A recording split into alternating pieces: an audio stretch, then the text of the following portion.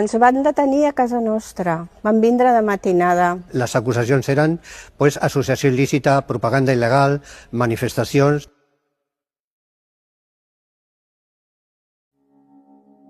Quan em van detenir a mi i a la meva germana, ens van portar a Via Laietana. Llavors ens van portar a la comissaria de la Via Laietana i allà vam estar 32 dies tancats a baix als sòtanos. Sota tortures i, sobretot, sense comunicació amb ningú.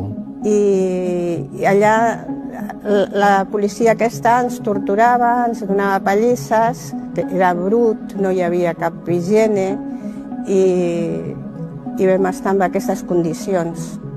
Van reclamar, inclús en uns dies de vaga de fam dintre de la pròpia Via Laietana, per poder anar a la Model, per sortir d'aquell cau de tortures.